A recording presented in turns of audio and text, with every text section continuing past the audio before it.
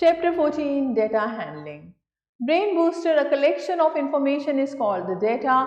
A collection of information in the form of numerical figures is called numerical data. Now, pictograph, a method of representing large quantity of numerical data through pictures or symbols is called pictorial representation of data or pictograph. So let us see some examples to make above concepts clear. Example 1.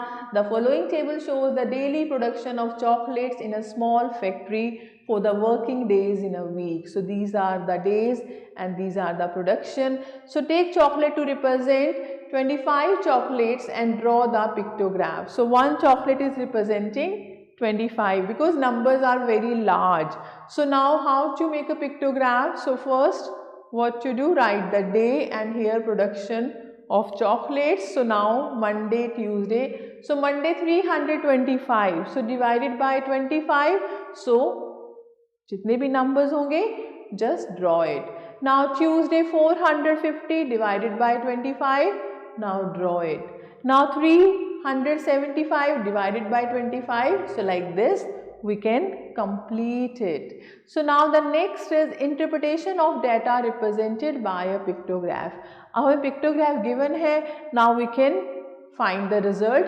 Like look at the symbols given below. This 25 boys, this equal to 25 girls, this equal to 5 teachers and this equal to 5 other workers. This pictograph shows a number of various persons in a school.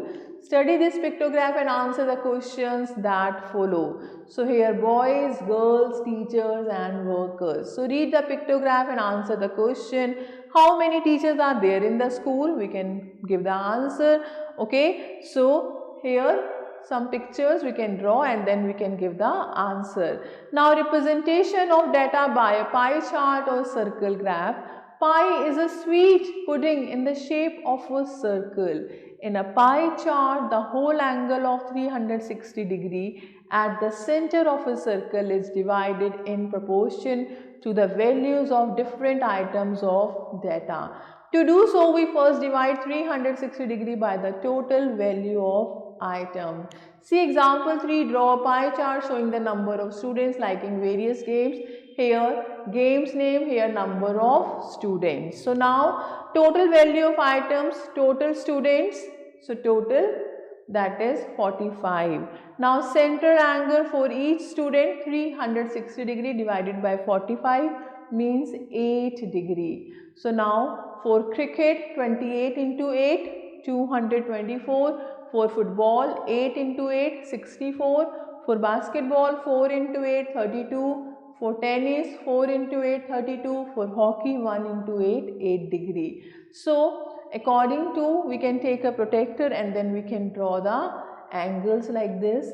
So this is the what? So we draw different angles adjacent to one another with the help of protractor to show the items. To make it look impressive, we color or shade it differently and we write it here the measurement of angle and the items or whatever the data is given. Now we are talking about bar graph. It is an easier method to represent the numerical data using vertical rectangles of equal width and bars of different heights.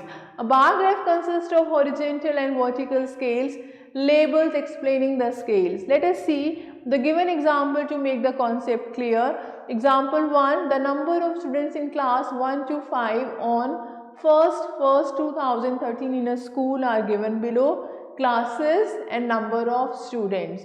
So represent this data by a bar graph using suitable scale. So what to do? What we have to do first? First choose a scale as 1 centimeter equals to 5 students. Take the numbers according to this. 1 centimeter equals to 5 students. Draw a horizontal line OX, say x-axis, and vertical line OY, say y-axis, that meet at point O. Just draw lines like this, x-axis, y-axis, okay, and meeting at point O, right? Now what to do? Mark the equal distance of 1 centimeter each on y-axis. Now do the marking at equal gap, mark the numbers. Now here draw the rectangle of equal width on x-axis with heights, like here 35 upon 5. So like this. Now shade the bars and label the x's as shown below. So see here, first class 35. So first class here, bar should be of equal width and the gap between the bars must be same. So here the first class represents 35. So it means we will take the length of the bar corresponding to the 35. Just correct it. So this is up to 35. The second class is going till 40. So second class 40. So like this we can complete it. Okay, I hope this is clear to you, but we have to mention each and everything over here, number of students, classes. Now see example 2. This bar graph shows the marks obtained by Rohan Gupta in 5 subjects in his first term examination. So here bar graph given. Now we have to find the result. So 1 centimeter represent 10 marks, 10 का gap है, and here maths, Hindi, English, science and social science. So A part, in which subject he has the maximum marks? Social science, सबसे बड़ा बार है social science का. Okay, then in which subject he needs to improve maximum, यानी सबसे कम marks किस में है? Maths, right? Now find the marks obtained in each subject. So maths 40, Hindi में 75, English 60, science 50, social science 90. And what is the scale? Scale is 1 centimeter represents 10 marks. Now column graph. When a bar graph is represented using vertical bars, it is also called a column graph. See A part, the following graph shows the waking up time of the students of class 5 on Sunday morning. Study the graph to answer the question. Here waking up time like 6 a.m., 6:30, 6 a.m., 7 a.m., 7:30 like this, and here number of students. So like in a bar graph, it is important to understand both the scales and see what quantity each square represent. Here each square stands for 2 students. So in a column graph it is easier to begin by reading the horizontal scale first. For example 7 a.m. and go up to the column to see where the column ends. So 7 a.m.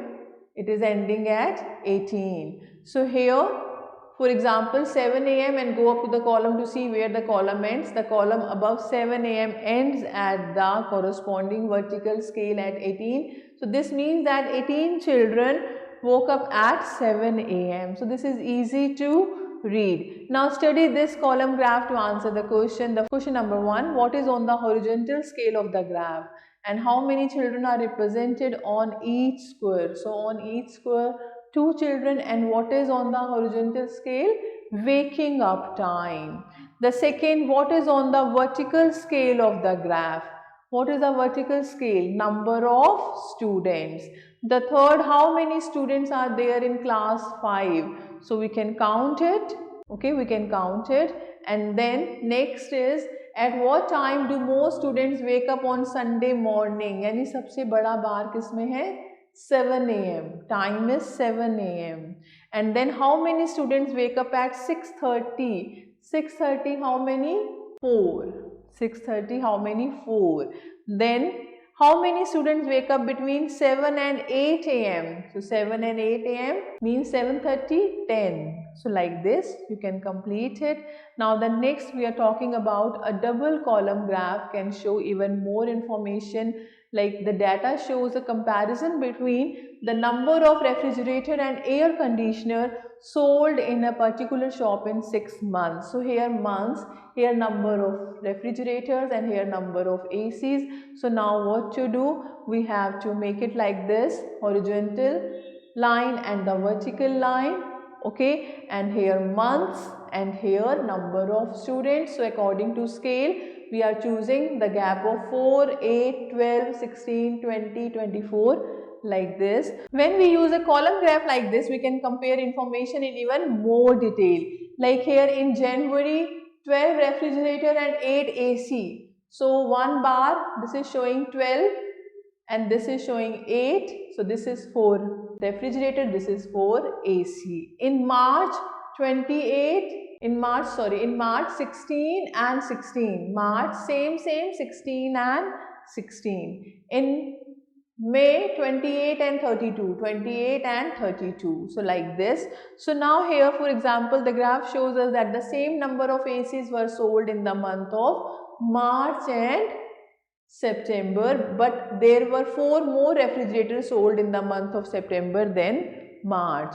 Now study this column graph and filling the blanks. Each square represents dash units of refrigerator or AC. So 4 units. Maximum number of AC and refrigerator was sold in which month? You can see in which month maximum? May. Okay. Then the 2 months in which the same number of ACs were sold, you can write. Now 4th dash ACs were sold in November. In November how many? 8. So like this you can do it. Now the next exercise 14.1, question number 1.